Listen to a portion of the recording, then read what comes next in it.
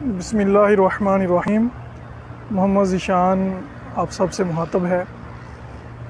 آج داتا نگر لاہور کے اندر حاضری تھی کسی کام کے سلسلے میں، تو اللہ عز و جل سے دعا ہے کہ داتا علی حجویری رحمۃ اللہ تعالیٰ علیہ کے صدقے جلد از جلد کرونا وائرس کی وبا ختم ہو اور اسکول جلدی سے کھل جائیں، اسکول اوپن ہو جائیں، بچوں کی پڑھائی کا جو سلسلہ ہے وہ اسی طرح شروع ہو جائے۔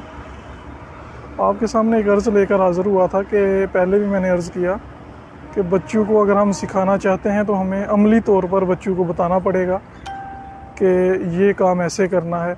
جیسے آج حاضری تھی یہاں پر، تو ترغیب کے لیے عرض کرتا ہوں کہ چونکہ سفر میں ہے تو قصر نماز ادا کرنی پڑے گی۔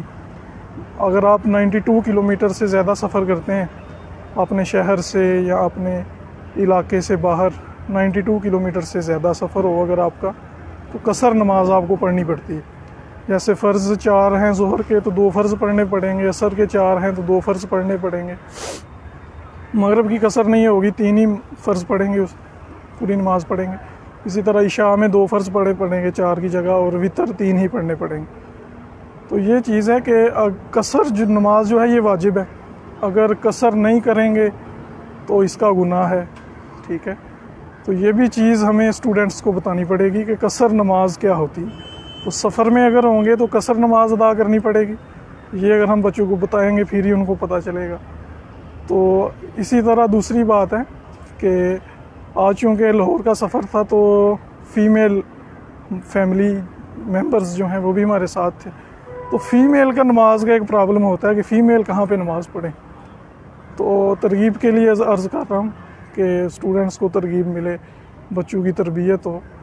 تو فجر سے پہلے ہمیں نکلنا پڑا، فجر کا ٹائم نہیں شروع ہوا تھا، تو سیالکوٹ سے باہر نکل کے ہم نے فجر کی نماز ادا کی، اس کے بعد پھر ظہر ابھی لاہور میں ادا کی ہے یہاں پہ، ابھی انشاءاللہ عصر مغرب بھی ادھر ہی راستے میں ہی ادا ہوگی، قصر ہوگی، تو عشاء انشاءاللہ پوری نماز ہوگی گھر پہنچ کر۔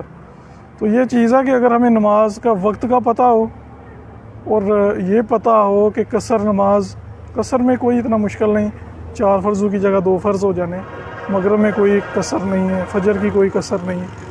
تو یہ چیز ہے کہ اگر نماز کے وقت کا پتہ ہو، اور دوسرا اگر لیڈیز ممبر آپ کے ساتھ ہیں گھر کے تو ان کو بھی آپ نماز ادا کروا سکتے ہیں۔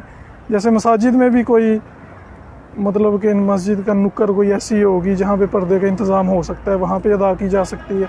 اسی طرح جو پیٹرول پمپس وغیرہ ہوتے ہیں ان میں نماز کی جگہ بنی ہوتی ہے، تو وہاں پہ بھی آپ کی فیمیل ممبر جو ہیں وہ نماز ادا کر سکتی ہیں۔